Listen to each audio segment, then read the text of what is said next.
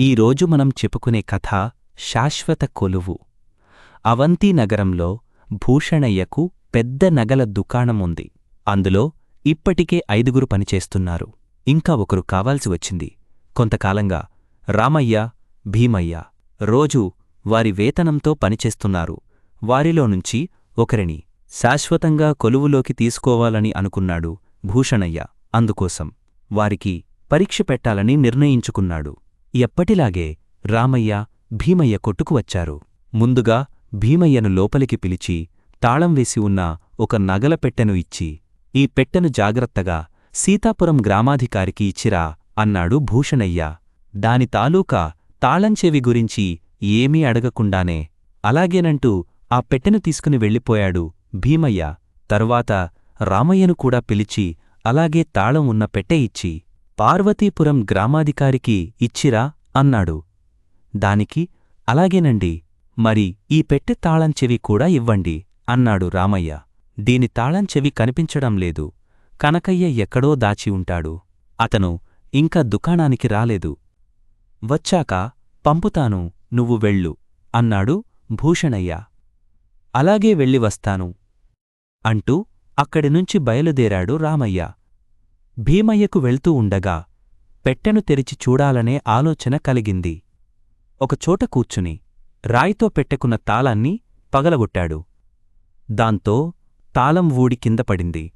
అందులో దగదగా మెరుస్తున్న హారం కనిపించింది.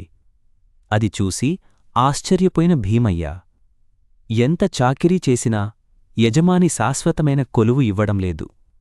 ఈ నగ అమ్మగా వచ్చిన డబ్బుతో ఏదైనా వ్యాపారం పెట్టుకోవచ్చు. సీతకు కాస్త బంగారం కూడా కొనొచ్చు అనుకుంటూ పక్క ఊరిలో ఉన్న బంగారం దుకాణానికి బయలుదేరాడు. రామయ్య పార్వతీపురం గ్రామాధికారి ఇంటికి చేరుకుని, "మా యజమాని భూషణయ్య ఈ నగల పెట్టెను మీకు ఇవ్వమని పంపించారు. దీని తాళంచెవి కనకయ్య తెచ్చి ఇస్తాడు.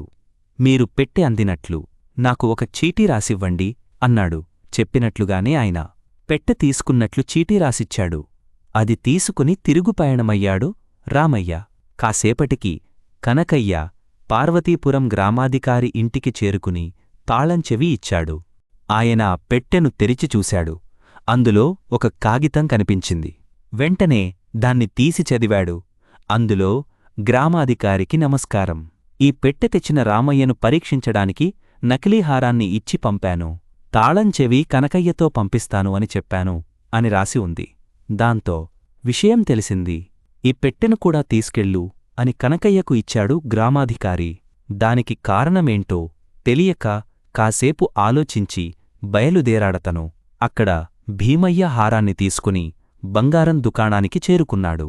ఇది తీసుకుని "ఎంత డబ్బు వస్తే అంత ఇవ్వండి" అని ఆ దుకాణ యజమానితో అన్నాడు. దాన్ని పరీక్షించి "ఇది నకిలీ హారం" అన్నాడు ఆ యజమాని. దాంతో ఒక్కసారిగా ఆశ్చర్యపోయిన భీమయ్య, "నన్ను పరీక్షించడానికే యజమాని ఇలా ఇచ్చి ఉంటారు. ఇప్పుడేం చెయ్యాలి? దుకాణానికి వెళితే దొరికిపోతాను. పరువు పోతుంది" అనుకుని నేరుగా ఇంటికి వెళ్ళిపోయాడు. రామయ్య నగరం చేరుకుని భూషణయ్యకు గ్రామాధికారి రాసిచ్చిన చీటీ ఇచ్చాడు. అతనికంటే ముందుగా బయలుదేరిన భీమయ్య రాత్రి అవుతున్నా ఇంకా దుకాణానికి చేరుకోలేదు. ఇక అతను రాడు అని భూషణయ్యకు అర్థమైంది. దాంతో "రామయ్య, నేను చెప్పకుండానే పెట్టముట్టినట్టు కాగితం కూడా అడిగి తీసుకొచ్చావు. నీకు ఈరోజునుంచి శాశ్వతమైన కొలువునిస్తున్నాను. నిజాయితీగా పనిచేసుకో" అన్నాడు భూషణయ్య. అత్యాశకు పోయిన భీమయ్య ఉన్న కొలువును కోల్పోయాడు. చెప్పిన పని శ్రద్ధగా చేసిన రామయ్య శాశ్వత కొలువును పొంది ఆనందంగా ఉన్నాడు.